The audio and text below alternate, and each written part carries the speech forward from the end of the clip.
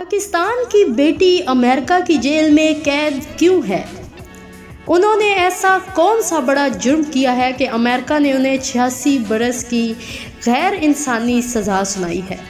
مسلم امہ کی اس بہادر بیٹی اور اس کے بچوں پر ہونے والے ظلم اور تشدد کی داستان کو سن کر نہ صرف کسی مسلمان کی بلکہ پوری انسانیت کی روح کانپ جاتی ہے۔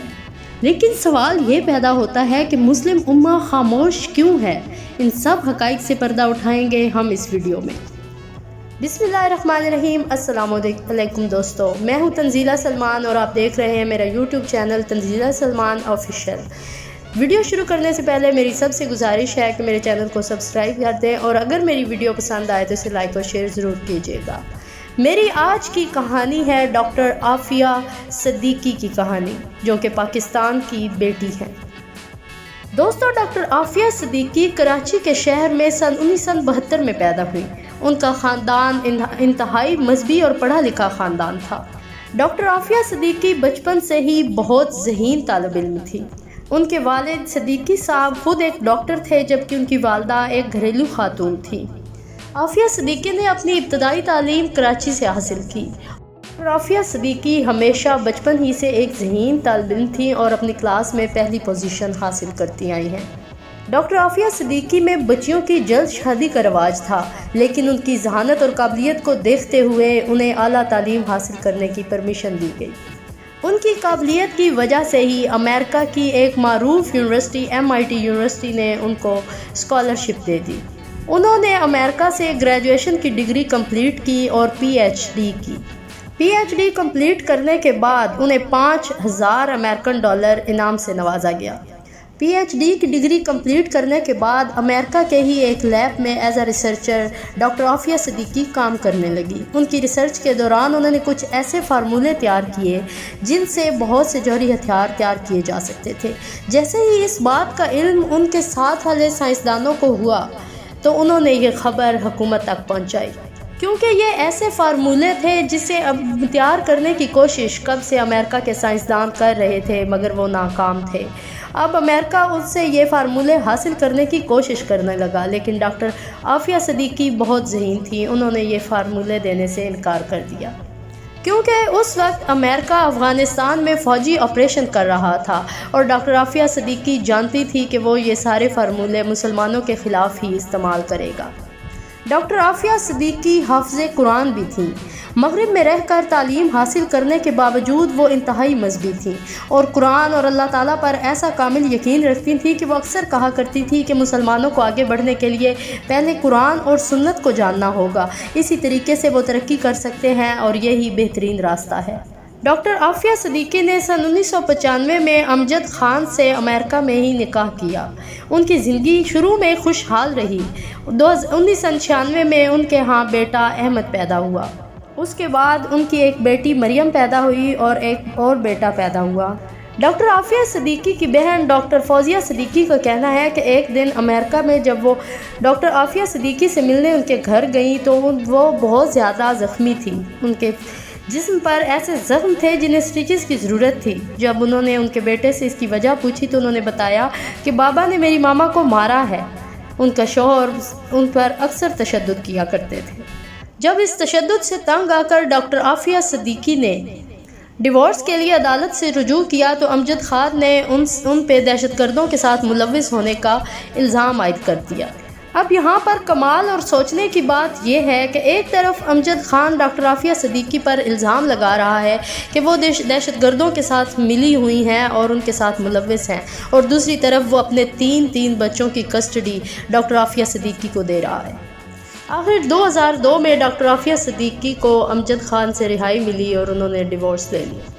بعد میں اس بات کا انکشاف بھی ہوا کہ امجد خان امریکہ کا ایجنٹ تھا اور وہ بھی ڈاکٹر عافیہ صدیقی سے یہ فارمولے حاصل کرنا چاہتا تھا۔ جب انہوں نے انکار کیا تو ان پر تشدد کیا جاتا تھا۔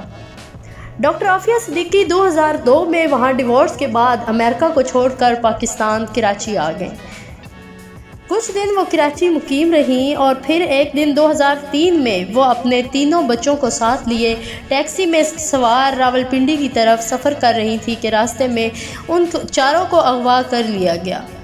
ڈاکٹر عافیہ صدیقی کی فیملی نے اسے ڈھونڈنے کی بہت کوشش کی لیکن کوئی بھی سراغ نہ مل سکا۔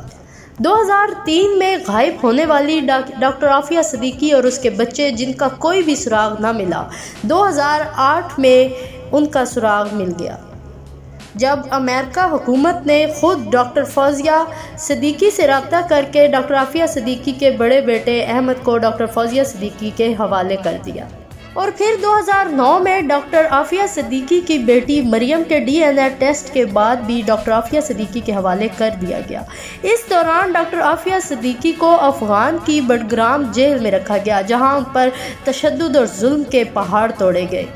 بعد میں بڈگرام جیل سے رہا ہونے والے ایک قیدی نے یہ انکشاف بھی کیا کہ وہاں ایک خاتون کو روز تشدد کا نشانہ بنایا جاتا اور ان کی چیخیں پورے جیل میں گونجتی تھیں اور ان کے سامنے ان کے بچوں پر بھی تشدد کیا جاتا تھا۔ ان کو افغانستان کی بڈگرام جیل سے ان کے بیٹے سمیت رہا کیا گیا اور جیسے ہی وہ باہر نکلیں as a planning in per firing کی گئی اور انہیں زخمی کر کے امریکہ جیل میں واپس لے جایا گیا اور ان پر الزام عائد کیا گیا کہ انہوں نے امریکن فوجیوں پر حملہ کرنے کی کوشش کی ہے، اور کمال کی بات یہ ہے کہ امریکہ کا کوئی فوجی ذرا بھی زخمی نہیں تھا جبکہ انہیں گولیوں سے زخمی کیا گیا تھا اور ان پر تشدد کی انتہا کی گئی تھی۔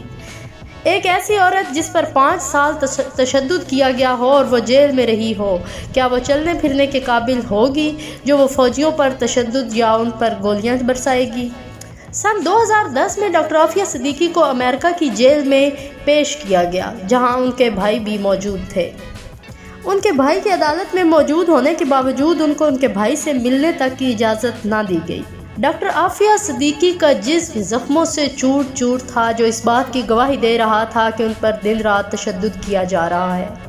سن 2010 میں امریکہ کی عدالت میں انتہائی غیر انسانی سزا 86 سال عمر قید کی سزا سنا دی گئی۔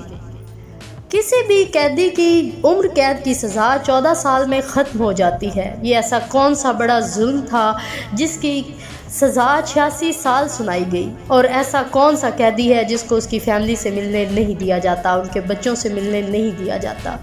یہ کون سا ایسا بڑا ظلم تھا جس کی داستان ایسے لکھی گئی؟ اس سے بھی بڑی دکھ کی بات یہ ہے کہ اس ظلم کو دیکھ کر سب لوگ پریشان حیران تو ہیں، لیکن ان کی بہن فوزیہ صدیقی کے علاوہ کوئی بھی ان کو چھڑوانے کے لیے آواز نہیں اٹھا رہا۔ ڈاکٹر عافیہ صدیقی کی بہن ڈاکٹر فوزیہ صدیقی ہمیشہ اس تحریک میں سرگرم رہیں، مگر وہ صرف پاکستان کی بیٹی تھی یا اسلام کی بھی بیٹی تھی؟ کسی نے بھی یہ آواز نہیں اٹھائی۔